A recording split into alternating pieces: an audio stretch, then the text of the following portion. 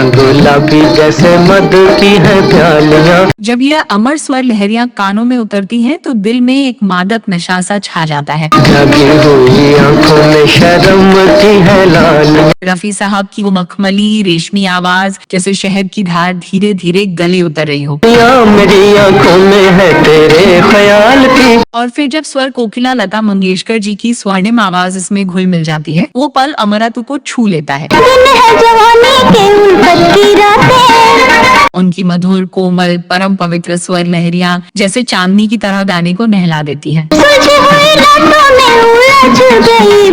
दोनों आवाजों का यह मिलन एक ऐसा जादुई संयोग है जैसे दो नदियां मिलकर सागर बन गई हों, जहां हर लहर में प्रेम की मस्ती, नजाकत और अनंत रोमांच बसता है। अखियाँ गुलाबी जैसे मधु की है प्यालियाँ।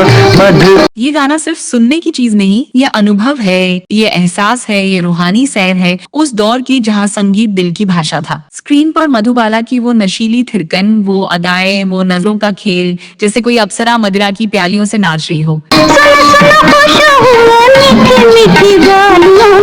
सह कलाकार के साथ मधुबाला की वो मीठी मीठी नोक-झोंक, वो इशारा भरी बातें, वो शर्माती मुस्कान आज भी आंखों के सामने एक जीवंत रंगीन फिजा पैदा कर देती है। दिल कहता है काश समय ठहर जाए और हम बार बार उस पल में खो जाएं। खिली है बहारों में फूलों की डालियाँ। इस गाने का संगीत उस दौर के महान संगीतकार अनिल बिस्वास ने दिया, जिन्होंने रफी साहब की आवाज को ऐसे उभारा जैसे कोई मूर्तिकार सोने से मूर्ति गढ़ता हो। अखियाँ गुलाबी जैसे मधु की। फिल्म बेकसूर 1950 में रिलीज हुई और उसने उस दौर में तहलका मचा दिया।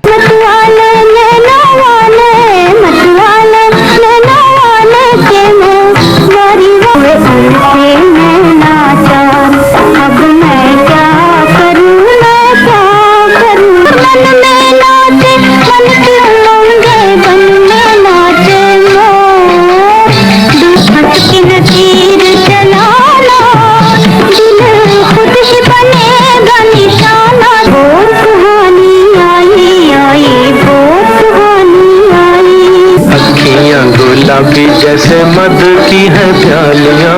मधु की है प्यालियाँ। मैं रोए मरूंगी चले गए मैं रोए मरूंगी। दुआएं मांग रहे हैं असर को देखते हैं। दुआएं मांग रहे हैं। करीब 90 लाख का कारोबार जो आज समय में 125 करोड़ से भी ऊपर बैठता है। इस फिल्म ने मधुबाला को चमकते सुपरस्टार का ताज पहनाया और अजीत साहब को एक मजबूत रोमांटिक हीरो की पहचान दिलाई।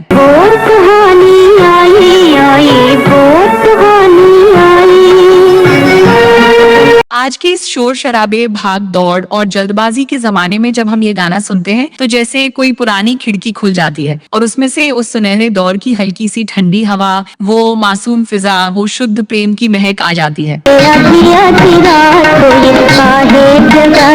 इस गाने को सुनते और देखते हुए ऐसा लगता है कि काश ये पल हमेशा ऐसे ही ठहर जाए और हम इन आँखों की गुलाबी मस्ती में खोए रहें।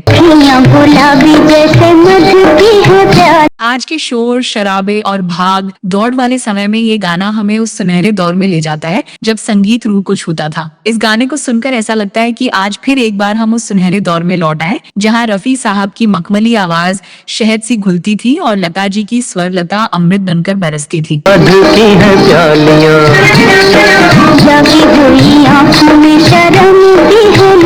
तो दोस्तों ये गाना आपको कैसा लगा? अगर ये गीत आपके दिल को छू गया तो लाइक जरूर करें, चैनल को सब्सक्राइब करें और कमेंट में बताएं आपके लिए कौन सा दौर सबसे ज्यादा जिंदा है। मिलते हैं अगले सुनहरे गीत के साथ, तब तक के लिए नमस्कार।